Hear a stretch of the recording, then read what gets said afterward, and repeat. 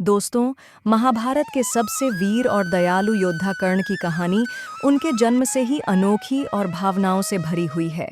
क्या आप जानते हैं, कर्ण का जन्म एक वरदान की वजह से हुआ था और उन्हें कवच कुंडल के साथ जन्मा दिव्य पुत्र कहा गया।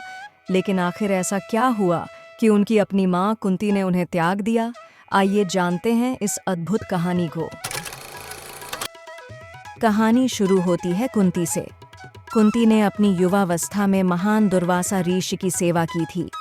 उनकी सेवा से प्रसन्न होकर ऋषि ने कुंती को एक ऐसा वरदान दिया जिससे वह किसी भी देवता का आह्वान कर सकती थीं और उनसे संतान प्राप्त कर सकती थीं। इस वरदान को परखने के लिए कुंती ने सूर्यदेव का आह्वान किया। सूर्यदेव ने प्रकट होकर कहा, तुमने मुझे बुलाया है, इसलिए तुम्हें एक पुत्र प्राप्त होगा।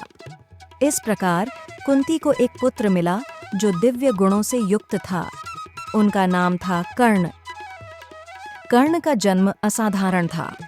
वह जन्म से ही कवच और कुंडल के साथ पैदा हुए थे, जो उन्हें अमरता और अजेयता का प्रतीक बनाते थे। लेकिन यहाँ कुंती के सामने एक समस्या खड़ी हो गई।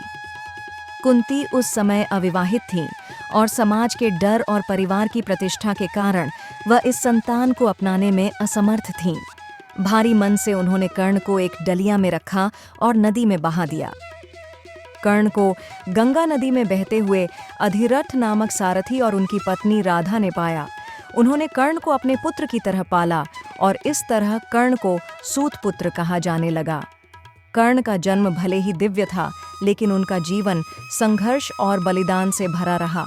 वह हमेशा अपनी पहचान और समाज में सम्मान के लिए लड़ते रहे। दोस्तों, कर्ण की कहानी हमें सिखाती है कि परिस्थितियां चाहे कैसी भी हों, अपनी योग्यता और धैर्य के बल पर हम महान बन सकते हैं।